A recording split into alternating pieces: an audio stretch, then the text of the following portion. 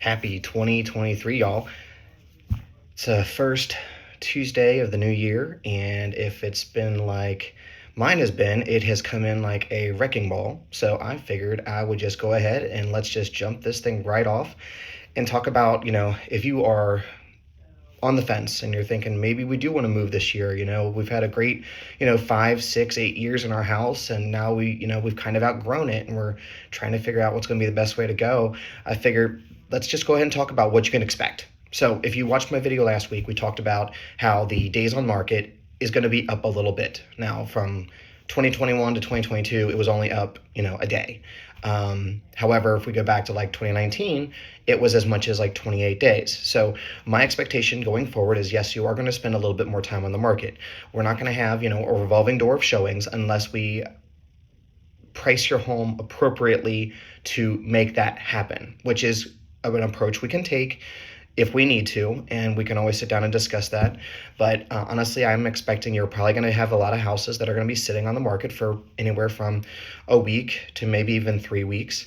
And it's all going to depend on your price point, your area, your location, what you have to offer for your dollar, if you're smart and price it right, or if you decide to price it like it's the hottest market in the world of 2021 and 2022 early, that's going to affect what kind of activity you see. Now, keeping that in mind, regardless of how much activity you have, you're still going to run into the buyers are going to have inspections on the property. This is not something we're seeing buyers waive anymore. We're seeing them take and actually go and have a full inspection done, radon, termite, mold in some cases, and they're now coming back and saying, hey, we're giving you this price for this home. We expect certain things to be fixed, and we need to entertain those within reason. Now, there are a lot of buyers out there who are still doing what we saw back in, 2017, 2016, 2018, where they're like, here's everything that the inspector wanted you to, the inspector noted, we want you to fix everything. Now, that's not something that we have to do, but some things may be warranted and we have to discuss those when the time comes up.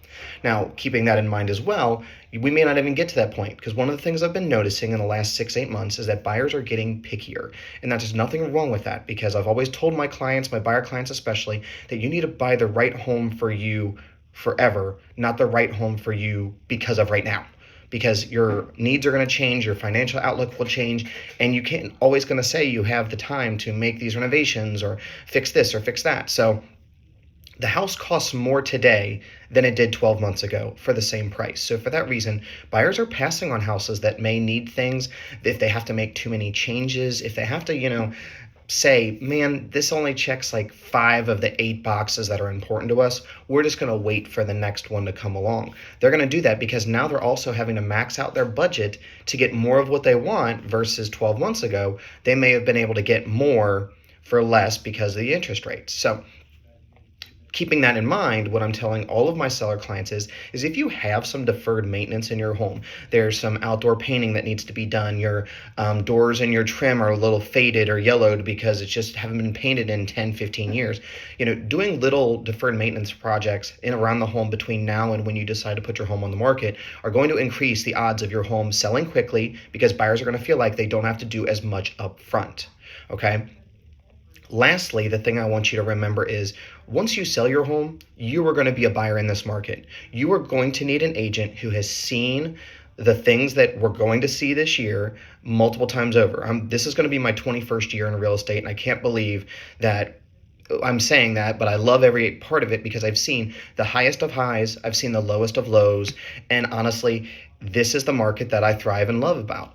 This is where we actually get to take our time, do it methodically, and talk about what steps need to take place. So if you are on the fence or you are thinking about making that move this year, we need to sit down and we need to talk, or over the phone, and I can give you my blueprint, as I call it, to create the best possible outcome for you, sell your home for as much as we physically can to lower the amount of money you owe on your next home and hopefully get you into that forever home. So if you are thinking about making that move, 859-866-0347 is going to be the best number as always. Call, text, email me, carl@carlkappes.com, and I'll be ready here waiting to talk to you guys about what your home is worth and how we can maximize your dollar.